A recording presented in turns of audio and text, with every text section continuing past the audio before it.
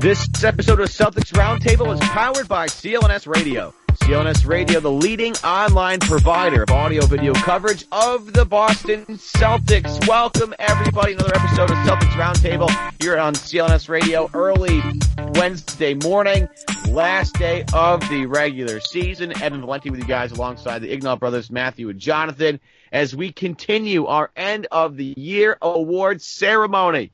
Did a couple on Tuesday morning, so if you haven't listened to that one yet, press stop on this one, go back, listen to that one first, then come over to here. But we're giving some end-of-the-year awards out to everybody. A couple more on the list. We're going to start off with one that might get a little controversial, and with our controversial takes, we got to throw to Jonathan first. Jonathan, you're either most disappointing player this year or the least valuable player in the Celtics.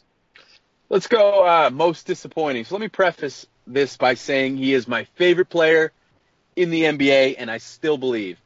However, for me, it's Marcus Smart. Wow. Coming off the heels of best defender. Best defender. That's the thing. Last season, in my mind, he was the best defender. Third year, everyone says, is that when they take the jump, if they're going to be something special. And he did not take the jump this year. He hasn't really improved.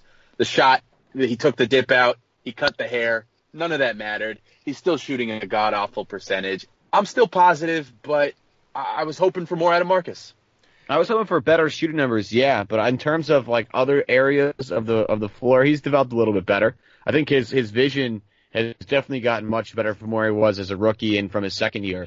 I think he's made improvements in certain parts of his game, and some of them have also sacrificed as a part of that. His shot selection still bugs me. I don't know if I'll go that far, Jonathan. Matthew, you have a different response? I'm with you, Evan. I would say that he is a little bit disappointing this season because you just kind of hope, and we've hoped this last year, I'm going to hope it next year, that he just sort of makes a leap. And I do think that's mostly going to come from his shooting. He improved a lot in the pick and roll this year, and I actually thought this was Smart's best year of the three. He improved a lot in the pick and roll. He really couldn't run it at all his first year, and he's come a long way with that. He posted an 11.95 PER. That's actually really good for him, despite his woeful shooting. I don't really ever expect him to be a good finisher inside. He just doesn't have that kind of explosion at the rim to be able to do that. He kind of just went through guys in college and has struggled a lot in the NBA. I don't think that's going to come. I think the next step for him is just getting to be like a sort of league average shooter. So it's going to be another summer of reforming his shot.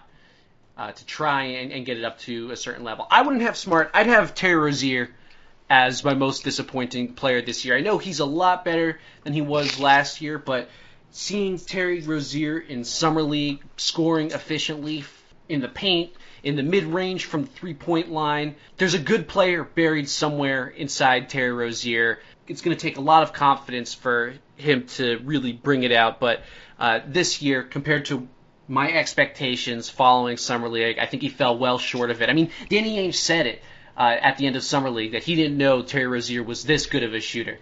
And it turned out that he was right all along because Terry Rozier wasn't a good shooter. Well, so my question would be, like, your expectation for Marcus and your expectation for Terry Rozier, they should be significantly different. Marcus just got to that level a little bit easier than Terry got to, like, a respectable level for you. Because, like, I didn't expect a ton of Terry Rozier. I know he did well in the Summer League, but Summer League is Summer League. Doesn't matter. In terms of being, like, effective on the floor, I still thought he had a long way to go, and he still does have a long way to go. I mean, he's talented, right?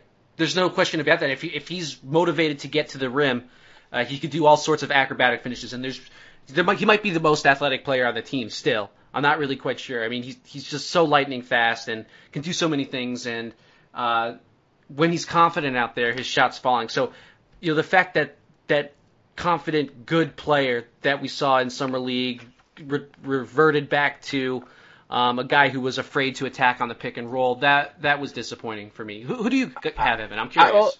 Wait. Before we go there, I mean, I don't know. I never had such high expectations for Terry. I mean, I really thought Marcus would make the jump this year. That's fair. I'm going to go a different direction, only because Marcus has another year on the contract. This guy does not. Kelly Olynyk.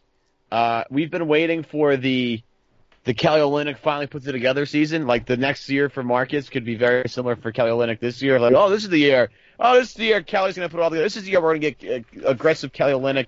His shot sometimes can be very inconsistent. He is a very unaggressive player in most situations. Sometimes not sometimes. A lot of times he gets boxed out still as a guy that's 7 feet tall. I find that incredible that he gets boxed out so easily. The highs have been fun, but the lows have been garbage. They say the bounce was real last year. This year, the bounce has not been real. I haven't seen a lot of dunks. If you just look at, you would expect a little bit more of a scoring output from him. But he's actually taken less shots this year. Yeah. Like he's actually gotten less aggressive, if that's even humanly possible. This is who he is. He's 25 right now. It's not unreasonable to expect a little bit of growth out of him, right? Let's just get a little happier here. We've been kind of talking about a player that didn't live up to expectations enough for our likings, I guess. Like that means anything. But let's make it a little happier. Who's the guy that's gone under the radar the most? And like the easy answer for me is Amir Johnson, just because he doesn't fill up his stat sheet that much. I also will say that Avery Bradley could be very underrated by a lot of people. So between those two guys, I could go either way. Probably Amir just for the health, but Avery I think is like an honorable mention there. Amir Johnson's a good one. He's loved by real plus minus. He's 16th in the whole league with a plus 4.29 per 100 possessions. Pretty crazy stuff. I don't know if he's quite that good, but I think that stat clearly speaks to just how much better the Celtics perform when he's on the floor, and I think that's really important. Jay Crowder, got to throw him some love again. He's actually 25th overall in real plus minus, so not too far behind. I got Amir Johnson as the most undervalued Celtic or underrated. It's because of the minutes, or because he plays the same position as Al Horford? It's a couple different things. First off, we got to remember how Amir started this year. Like, it was bad. I wasn't sure early on if Amir Johnson would be in the rotation or if he would be in the league next year. He's a really nice compliment. He doesn't play many minutes, but when he's in, he's effective, and he doesn't get much love. But Amir Johnson is a really good basketball player. He's really solid. If he's not on the Celtics next year, then they're gonna miss him. Something fierce. I think the biggest surprise about Amir with me has been his health over the past 2 years, because you heard about how big of a problem that was for him in Toronto and have passed for him in Detroit. Like, I've been reasonably surprised about how many games he's actually played in a Celtic uniform between this year and last year.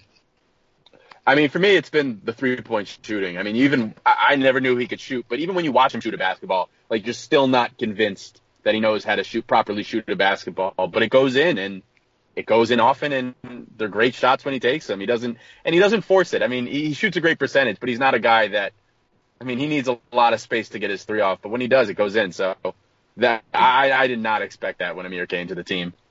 I thought he's also improved his passing a lot from like being a minus passer, that first year in Boston to sort of just kind of holding his own and sort of keeping the Celtics offense humming. Maybe he's picked up a thing or two from Al Horford. But he's turned into something of a ball mover, which is not what I would have expected from him considering his skill set. I don't know. There's something about him that makes him just like sort of naturally fly under the radar. Maybe it's the same thing that makes him effective. Today's Roundtable is being brought to you by the SeatGeek ticketing app. As the Celtics playoff push heats up, SeatGeek is the smartest and easiest way to get tickets to every game. With SeatGeek's seamless mobile experience, you can buy and sell tickets in just 2 taps, and it just doesn't end with the Celtics or any other NBA game. SeatGeek also has plenty of concert, comedy, and theater tickets available too, and it's all fully guaranteed. The Celtics tonight have the regular season finale against the Bucks. Are you in town? You want to go? Make sure you download SeatGeek and get yourself hooked up with the best tickets at the best and most affordable prices. Listeners to CLNS Radio can support this particular production and get a $20 rebate off their first SeatGeek purchase. Here's how you do it. You download the free SeatGeek app. Step 1. Step 2, go to the settings tab and click add a promo code. Step 3, enter the promo code CELTSNEWS, all one word. And SeatGeek will send you $20 after you've made your first ticket purchase. So download the free SeatGeek app and enter the promo code CELTSNEWS today. You want to go on? Best game of the year.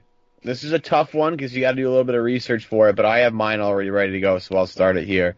A bunch of fun games Boston had this year. I think the biggest one, though, of the season, and I know Kevin Durant didn't play in it. I don't care.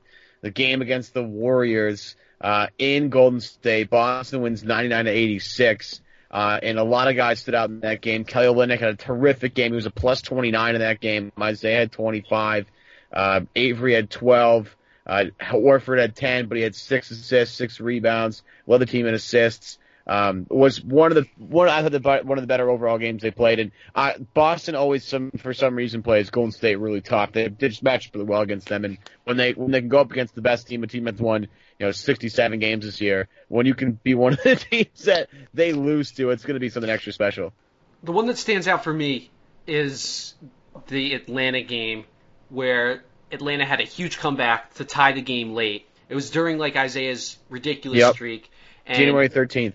Right, yeah, and he Isaiah got the ball with a few seconds to go, drove and pulled. Was it a pull up or was it a step back? Was that on Bazemore? Bazemore was guarding him, right? Yeah, to sort of just drill the shot, and it just sort of highlighted just how completely unstoppable Isaiah Thomas is. That's the one that stands out to me. That was on the road in Atlanta when I think it was more of a step back from that right elbow, that Pierce shot. I got 2 games. One is the best played game, and then I have the most important game. The best played game for me on the season was when the Cleveland Cavaliers took on the Boston Celtics, where Isaiah hit that big 3, and then Avery shut down KYRIE. I know they didn't have J.R. Smith and Kevin Love. That's why I didn't have them as the number 1 game. But the most important game to this team for me was when they were down 2-1 in the series to Washington. It seemed like Washington had their number, and the Wizards came to the Garden, and the Celtics really punished the Wizards. I know they came back in the end, but that was kind of fluky. I never felt like the Wizards were going to win that game. But it was just such a playoff-type atmosphere, and it really showed how tough this team was and that they can't beat the Wizards. And it felt like it gave me a lot of confidence moving forward. That was a big statement because, again, like you said, Jonathan, Washington at that point had been kind of feeling themselves a little bit, and it was a nice reality check that Boston gave them. It's kind of like the reality check that Cleveland gave Boston the other night by killing them in Boston. I like that game because that was a fun game. A couple more standout games. Isaiah Thomas, 44 points against Memphis in overtime. Comeback win for the Celtics. Ridiculously efficient play by him. Later in that month, just before New Year's, 52 points against the Heat. That's a big one. That was ridiculous. And then, of course, who could forget the home game against the Clippers on February 5th, where the Celtics won fairly handily, but Paul Pierce's final game in the Garden, and that shot was just kind of magical. That game gets overlooked because it was Super Bowl Sunday. And you're talking a bunch of Boston fans that blacked out the Super Bowl after the Patriots had the biggest comeback in Super Bowl history. You're missing one from earlier that month of that Toronto game, 109-104. Isaiah had 44 in that game. That was a ridiculous game. A lot of big shots. I discounted just a bit without. I think DeRozan didn't play in that game, or was it without Lowry? No, Lowry played. DeRozan didn't play. Yeah, it was the other one where the roles were swapped. Yeah, Lowry had 32 in that game, and him and Isaiah traded big shots at the end of the game. That was fun. That was a fun one. I have zero recollection of that game. Were you? I definitely it's a long season. Did you drink? It's a lot of NBA games. It's a grind, brother. You got to be ready for that. And that will do it for this episode of Celtics Roundtable, CLNS Roundtable on the CLNS Radio Network. Big game tonight, the regular season finale. Celtics taking on the Bucks. Make sure tonight you catch the Bucks game at 8. Then we'll get ready for some playoff stuff. So get ready for more shows about the playoffs. Make sure you subscribe to the Celtics news feed as part of the CLNS Radio. Go along on to iTunes. Give us a 5-star rating. If you have a free minute or two, that would be great. Don't forget, if you're going to go to any Celtics playoff games, Bruins playoff games, Red Sox games, make sure you use the SeatGeek ticketing app. It's the easiest way to buy and sell tickets. And use the promo code CELTSNEWS, all one word, to get a $20 rebate off your first purchase. Also, make sure you follow CLNS_LHR. That's Larry H. Russell's personal account. Playoff ticket giveaway. The game 2 in the first round of Celtics playoffs. All you got to do to enter is follow at CLNS_LHR. It's that simple. It's all you got to do is follow the account. We're going to pick one at random. They're going to go to game 2 as the Celtics host somebody. Not sure who's going to be yet, but it should be fun. So for Matthew Ignal, Jonathan Ignal, I'm Evan Valenti. We'll see you guys Thursday morning with a new episode of CLNS Roundtable on the CLNS Radio Network.